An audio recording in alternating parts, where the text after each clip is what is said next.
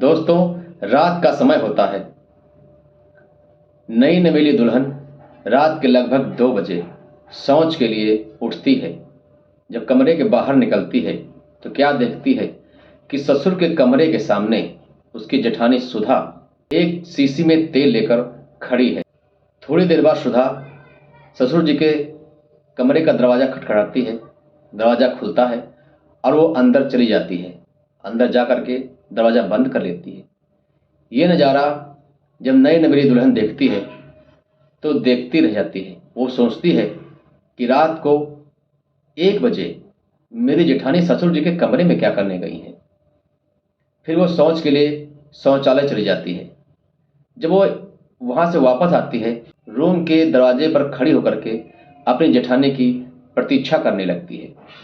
लगभग 2 घंटे बाद जेठानी कमरे से निकलती है तो लड़खड़ाते हुए लंगड़ाते हुए निकलती है। वो चल भी नहीं पा रही थी।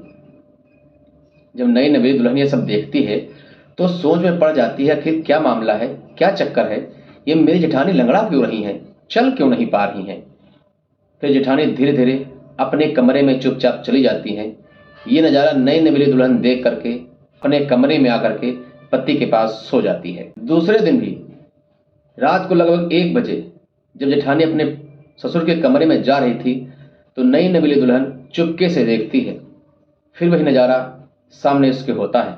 अब नई नवेली दुल्हन सोचने लगती है कि ये राज क्या है, इस राज का मैं पता लगाकर ही रहूंगी, चाहे कुछ भी हो। एक दिन नई नवेली दुल्हन रात को लगभग 12 बजे एक शीशी में तेल लेकर के ससुर के कमरे में चली जाती है। ससुर के कमरे में चुपचाप जब चली जाती है और अंदर से दरवाजा बंद कर लेती है। कमरे में पूरा अंधेरा था। ससुर जी उस नई नवेली दुल्हन का हाथ पकड़कर अपनी तरफ खींच लेते हैं। जब खींच लेते हैं और कहने लगते हैं, आज बहुत जल्दी आ गई सुधा, तुम क्या सोच रही हो, आओ मेरे करीब आओ। और उससे अश्लील हरकतें करने लगते हैं, छेड़छाड़ करने लगते हैं। नई नवेली दुल्हन मुंह से अपने कुछ नहीं बोलती है, सब बर्दाश्त करती रहती है। ससुर उसके अंगों को छूना शुरू कर देते हैं, अपनी तरफ खींचना शुरू कर देते हैं। अब नई नवेली दुल्हन अंदर का जब नज़ारा देखती है तो थर थर थर कांपने लगती है। उसकी कुछ समझ में नहीं आ रहा था, मैं करूं तो क्या। जी हाँ दोस्तों, ये जो सच्ची घटना मैं आपको सुनाने जा रहा हूँ, ये सच्ची घटना आपको सुनने के बाद आपके पैरों तले जमीन खिसक जाएगी, आपको सोचने में मजबूर कर देगी कि एक ऐसा रिश्ता भी हो सकता है। इस कहानी से आपको एक सीख मिलेगी, उस सीख से आप भविष्य में कभी गलती नहीं करेंगे। आप लोगों से एक गुजारिश है कि मेरे चैनल में अगर नए हैं तो सब्सक्राइब कर लें, एक कमेंट कर दें और कमेंट में अपने नाम का भी प्रदर्शन करें और कहाँ से देख रहे हैं उसका भी नाम जरूर लिखें, जिससे मैं कहानी के अंत में आपका नाम ले सकूं। दरअसल ये सच्ची घटना कन्नौज की है। कन्नौज में एक सुंदर परिवार रहता था। उस परिवार में एक पिता और उसके 2 बेटे थे। पिता का नाम सुभाष था, बड़े बेटे का नाम प्रमोद था और छोटे बेटे का नाम प्रवीण था। शुभम की पत्नी का देहांत लगभग 2 साल पहले कैंसर के कारण हो गया था। अब बड़ा बेटा प्रमोद अरब देश जा कर के एक कंपनी में जा इंजीनियर की पोस्ट संभालता है और वहीं पर नौकरी करता है। छोटा बेटा प्रवीण जो था अब वो जवान हो चुका था, उसने सारी पढ़ाई पूरी कर ली थी। अब सुभाष कई मित्रों से, कई रिश्तेदारों से कहता है कि मेरे प्रवीण बेटे का कहीं ना कहीं रिश्ता करवा दीजिए, वो बड़ा हो गया है, घर का बोझ है, सारे कामकाज करने पड़ते हैं। लगभग 2 महीने बाद एक व्यक्ति एक रिश्ता लेकर के आता है। लड़की का नाम मीरा था, लगभग 22 वर्ष की थी, खूबसूरत और बुद्धिमान। अभी उसकी पढ़ाई चल ही रही थी। सुभाष कहता है कि जब तक मैं लड़की नहीं देख लूँगा तब तक शादी नहीं करूँगा। सुभाष अपने बेटे प्रवीण के लिए बेटी देखने जाता है। जब मीरा को देखता है तो एकदम शॉक रह जाता है, इतनी खूबसूरत थी वो। रिश्ता पक्का हो जाता है। रिश्ता पक्का होने के बाद लगभग 3 महीने के बाद प्रवीण दूल्हा बनकर मीरा के घर बारात लेकर पहुंच जाता है। धूमधाम से शादी होती है, द्वारचार होता है, बाजे गाजे रवाइश छूटती है। इसके बाद सुबह कलेवा करके मीरा की विदाई हो जाती है। विदाई करके प्रवीण अपनी पत्नी मीरा को लेकर अपने घर आ जाता है। मीरा को प्रवीण के रूम में बिठा दिया जाता है। लगभग रात के 11 बजे प्रवीण दोस्तों के कहने पर अंदर जाता है। हालांकि जाना खुद चाह रहा था, लेकिन दोस्त लोग उसको जबरदस्ती भेज देते हैं। जब प्रवीण अपनी पत्नी मीरा के रूम में जाता है तो मीरा चुपचाप बैठी थी। मीरा के सामने प्रवीण बैठकर कुछ देर बात करता है। बात करने के बाद उसका जो ही घूंघट उठाता है तो एकदम शॉक रह जाता है। इतनी खूबसूरत, इतनी सुशील, बड़ी बड़ी आंखें, गुलाबी होंठ देखने के बाद प्रवीण एकदम शॉक रह जाता है। इतनी खूबसूरत बीवी थी। प्रवीण कहता है, भगवान ने मेरे लिए बहुत अच्छा किया है, कितनी सुंदर बीवी दी है। फिर प्रवीण एक एक करके धीरे धीरे गहने उतारना शुरू कर देता है, सारे कपड़े उतारता है। फिर दोनों मिलकर सुहाग रात मनाना शुरू कर देते हैं। इतनी जबरदस्त तरीके से सुहाग रात मनाता है कि सुबह मीरा को चलना दुर्लभ हो जाता है। दोनों थक कर वहीं पर सो जाते हैं। सुबह कुछ मेहमान आए हुए थे, जिनको खाना पानी, नाश्ता पानी करवाने के बाद सबको विदा कर देते हैं। प्रवीण अपनी ड्यूटी निकल जाता है। शाम के समय सब लोग नाश्ता पानी करने के बाद लेट जाते हैं। मीरा अपने कमरे में अपने पति की प्रतीक्षा करने लगती है। लगभग रात को 9 बजे प्रवीण आता है। आने के बाद अपनी पत्नी के रूम में जाता है। दोनों कुछ देर बातचीत करते हैं। बातचीत करने के बाद फिर वही शारीरिक संबंध बनाना शुरू कर देते हैं।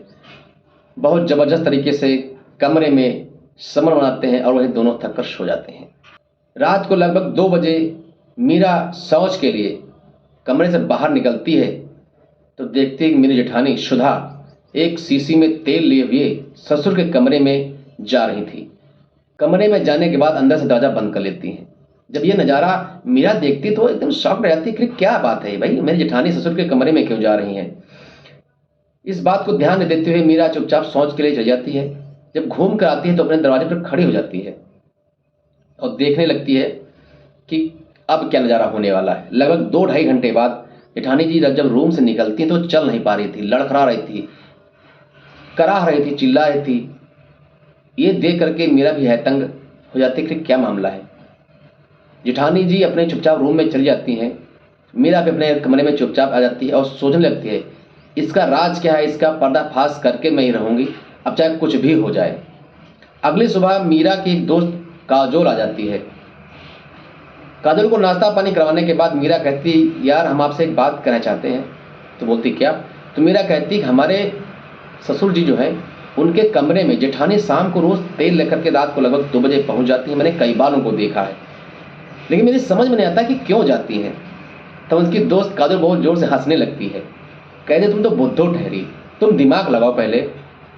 जिसका पति परदेश में हो, शादी के 2-3 साल हो गए हो, पति साल में 2 साल में एक बार आता है, तुम्हारे ससुर की पत्नी 2 साल पहले एक्सपायर हो चुकी है, अब जेठानी ससुर के कमरे में तेल की शीशी लेकर क्यों जाती है? और फिर जब जाती है तो उधर से लड़खड़ाती हुई, गिरती हुई, कराती हुई क्यों आती है? थोड़ा दिमाग अपना लगाओ। तब मीरा का भी दिमाग घूम जाता है और समझ में सब कुछ आ जाता है कि मामला सब गड़बड़ है। फिर एक दिन मीरा गौर करती है कि जेठानी का पेट भी कुछ बड़ा हुआ है।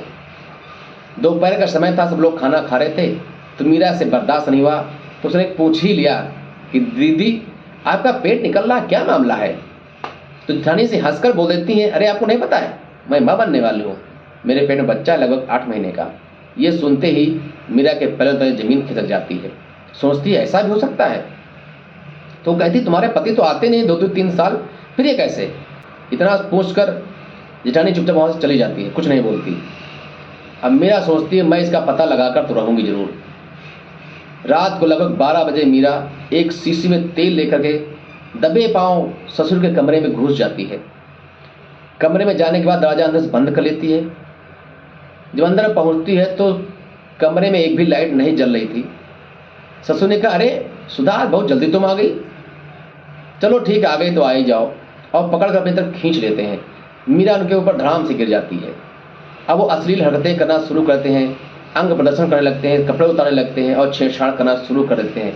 मीरा जब ये सब नज़ारा देखती तो वो थर कांपने लगती है, डर जाती है, सहम जाती है। किसी तरह अपने आप को छुड़ा करके गेट खोलकर बहुत तेज सांस भागती, चिल्लाती हुई अपने पति को जगाती, उठो प्रवीण उठो, आज मैंने सारा राज का पर्दा खोल दिया है। आज पता लग गया है कि दीदी के पेट में बच्चा किसका है। प्रवीण उठता है, पूछता है क्या बात है। तो प्रवीण को मीरा लेकर अपने ससुर के कमरे पहुंच जाती है और कहती देख लो, आपके पिता ने मेरे साथ भी छेड़छाड़ करने की कोशिश की, ऐसे दीदी के साथ भी रोज करते हैं। तो ससुर ने कहा अगर तुमको राज का पता चल ही गया है तो एक बात का पता लगना बहुत जरूरी है कि आज के 4 साल पहले हमारी पत्नी का देहांत जब हो गया था तो सुधा हमारे घर में नौकरानी के रूप में रहती थी। मैं भी अकेला था, घर काटने को दौड़ता था। तो सुधा से हमारी बातचीत होते होते दोनों में प्यार हो गया। प्यार के साथ साथ दोनों में शारीरिक संबंध बनना शुरू हो गए। जब ये बात लोगों को पता चली तो हमने उससे शादी कर ली। मेरा बेटा परदेश में रह रहा था, वो 2-3 साल में एक बार आता था। तो मैंने समाज के दिखावे में अपने बेटे से शादी कर दी इसकी। बेटा तो आता नहीं, तो ये मेरी पत्नी बनकर मेरे साथ ही रहती है, ये बच्चा मेरा ही है। ये बात मीरा सुनते ही एकदम चौकन्नी हो गई और उसके बहुत तेज गुस्सा आ जाती है कि पिताजी आप इतने बड़े बुजुर्ग हो गए, आपने समाज का कोई ध्यान नहीं दिया। यदि आप सबके सामने शादी कर ले तो ज़्यादा अच्छा होगा, ये बहुत गलत बात है। ससुर की करनी पर ससुर को बहुत बड़ा पछतावा होता है और वो गांव वालों के सामने भी सुधा से शादी कर लेते हैं और शादी करने के बाद अब सुखी सुखी अपना जीवन व्यतीत करना शुरू कर देते हैं। कुछ दिन के बाद बच्चा एक हो जाता है और परिवार में 4 चांद खुशियाँ लग जाती हैं। ये सब करने के बाद आज मीरा और प्रवीण भी बहुत खुश थे, शुभम और सुधा भी बहुत खुश थी।